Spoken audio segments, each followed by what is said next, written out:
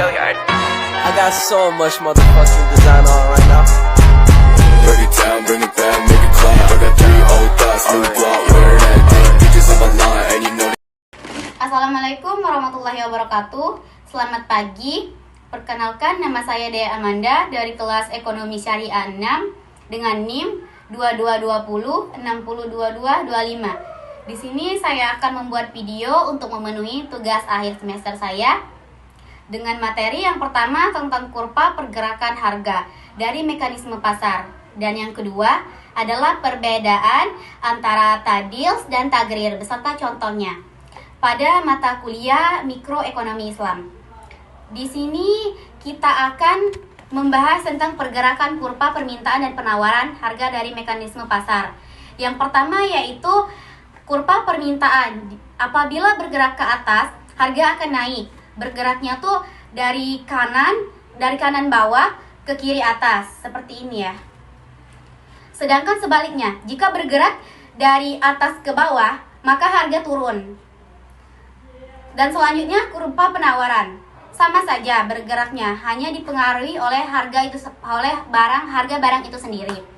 Sedangkan supply atau penawaran yaitu sama, dia akan bergerak sepanjang kurva itu saja. Intinya tuh kuncinya adalah kurva akan bergerak tergantung pada harga barang itu sendiri. Seperti contoh gambar di samping, supply sama saja, dia akan bergerak sepanjang kurva. Di atas ke bawah intinya tuh kurva bergerak tergantung pada harga barang itu sendiri. Langsung saja kita lihat pada kurva di sini, di samping saya, di mana pada titik T, supply itu akan tetap dan demand-nya akan naik, maka harga ikut naik. Dan selanjutnya titik U, di situ supply naik, tetapi demand-nya naik, maka harganya ikut naik. Berbeda dengan titik V.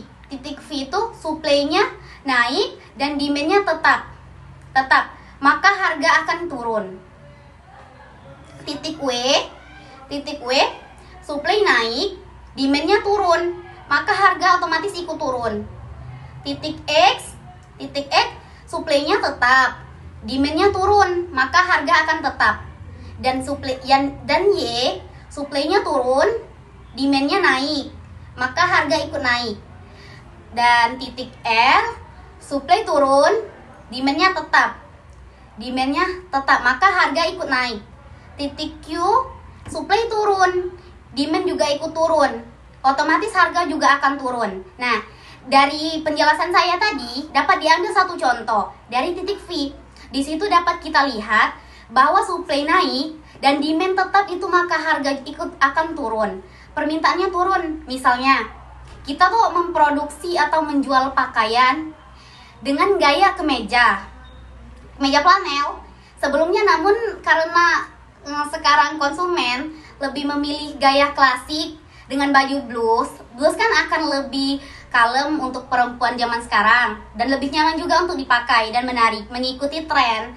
Dan yang terjadi adalah stok pakaian yang flanel tadi itu tetap, maka hal yang dilakukan adalah si penjual tuh akan menurunkan harga di pasar kalangan seperti biasanya, supaya flanel tadi tuh ikut mengimbangi tren blus zaman sekarang. Maka keduanya akan imbang dan sama-sama ikut terjual.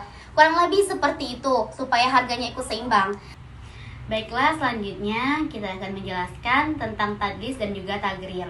Tadlis sendiri yaitu terbagi menjadi empat sisi, yaitu yang pertama dari sisi kuantitas atau jumlah, yang kedua kualitas, yang ketiga harga, dan yang terakhir yaitu waktu penyelesaian atau penyerahan suatu barang tersebut.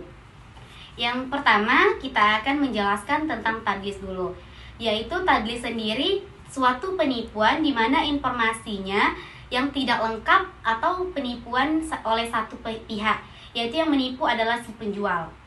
Contohnya yaitu seorang penjual menaikkan harga produk di atas harga pasar kepada seorang pembeli.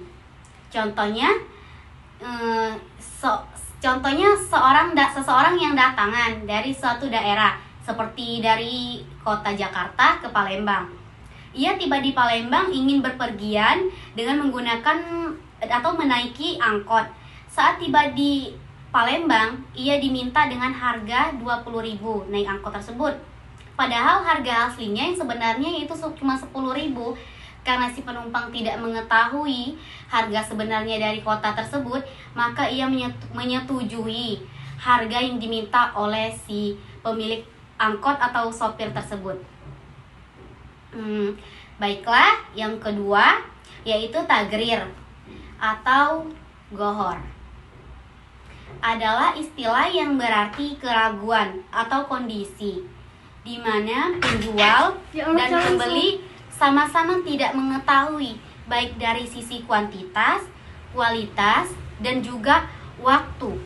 Waktu yang penyerahan atau penyelesaian suatu produk tersebut sama-sama tidak diketahui.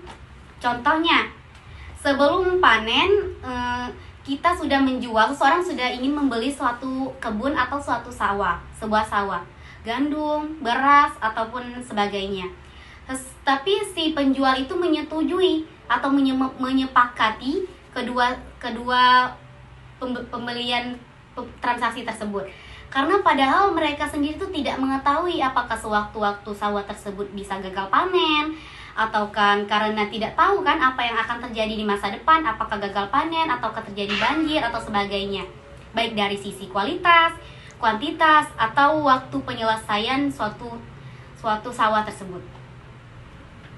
Selanjutnya, mereka tidak mengetahui kedua belah pihak tersebut. Itulah yang dinamakan tagrir. Dan juga itu tuh ketika disangkutkan dalam fikih muamalah, itu tuh termasuk juga ke dalam jizab.